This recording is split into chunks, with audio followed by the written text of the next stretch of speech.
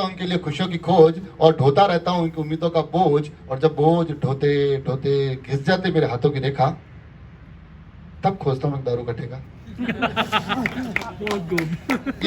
ये कविता जहां पे भी मैं सुनाता हूँ तालियां दारू के ठेके भी बजती है।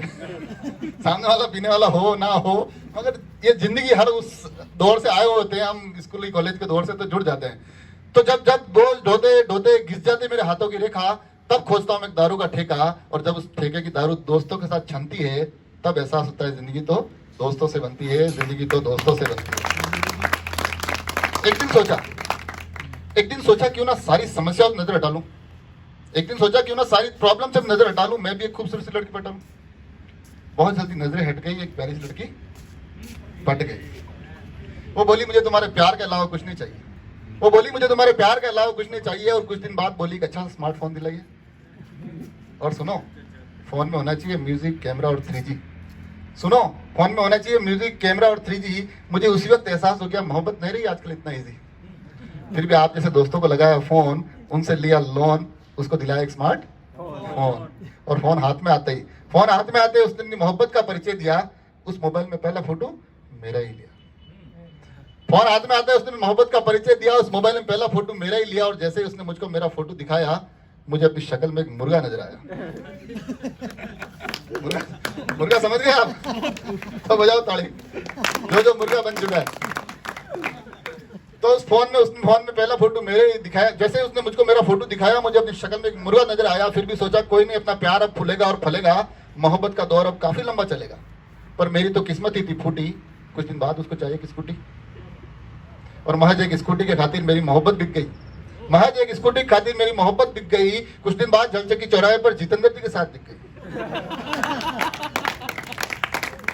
महज एक स्कूटी खाती मेरी मोहब्बत दिख गई। कुछ दिन बाद जितेंद्र जी के साथ दिख गई, और जिस दिन मैंने उसको जितेंद्र जी के साथ देखा, याद आया वही पहले वाला दारू का ठेका।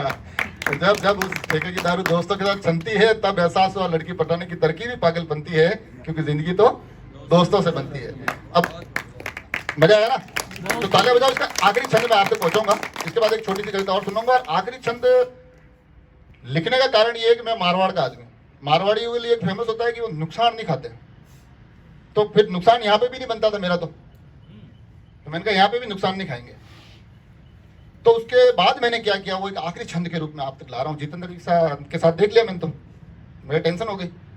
फिर मैंने कहा ऐसा तो कैसे चलेगा, ये भी माहेश्वरी है, ये भी घाटा खाने वाले लोग हैं नहीं, पर मैं भी मारवाड़ी हूँ। तो उसके धोखे के बाद बड़ा ही उदास हो गया था प्रकाश जी, उसके धोखे के बाद बड़ा ही उदास हो गया था। सच कहता हूँ यारों, मैं देवदास हो गया था। पर मेरे दोस्तों ने बड़े प्यार से मेरे हर एक दर्द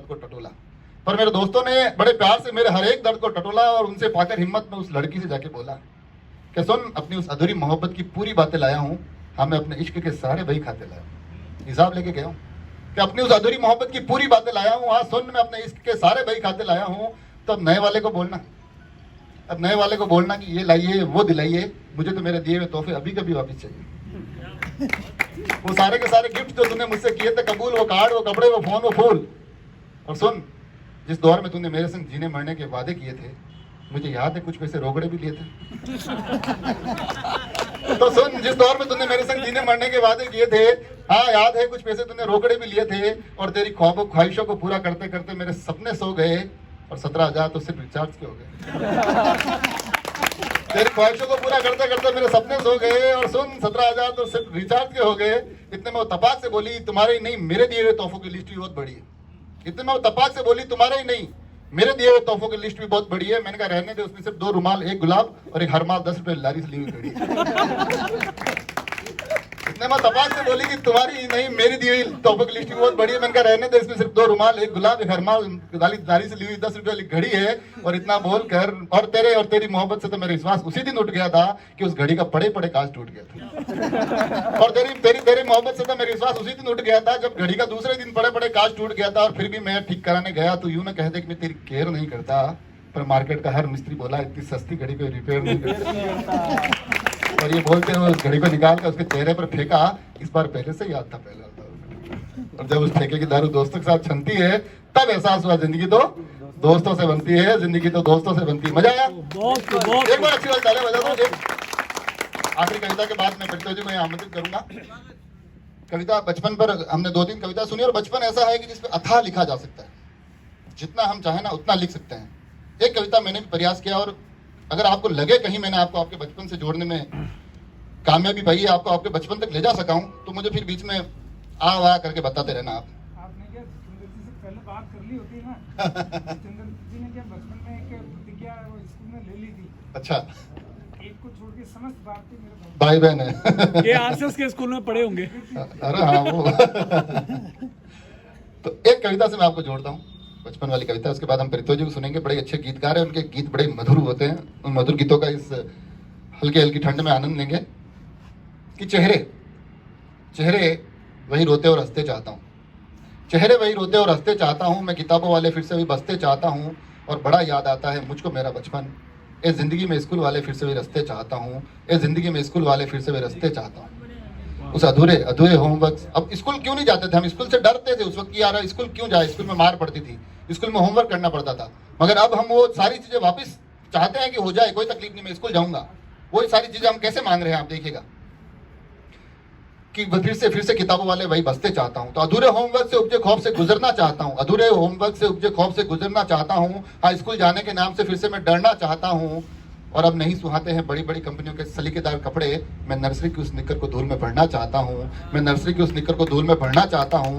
तो कक्षा के साथियों के संग हंसना और लड़ना चाहता हूँ, ABCD वाली वही किताबें मैं फिर से पढ़ना चाहता हूँ। ये जिंदगी तेरी तमाम जिम्मेदारियां खोना चाहता हूँ, मैं स्कूल की बेंच पर फिर से सुकून से सोना चाहता हूँ, स्कूल की बेंच पर फिर से सुकून से सोना चाहता हूँ। ये बड़े होना, पैसे कमाना सब फालतू फितूर है, मुझको स्कूल की उठक बैठक फिर से मंजूर है। वही सवाल, वही पहाड़े, वही बारखड़ी मांगता हूँ, मार साहब मैं फिर से आपसे वही वाली छड़ी मांगता हूँ, और इस बड़े से ऑफिस के बड़े से कैबिन को ये कहना चाहता हूँ, उस छोटी सी कक्षा की छोटी सी बेंच पर मुर्गा बनकर रहना चाहता हूँ, रहना चाहता हूँ।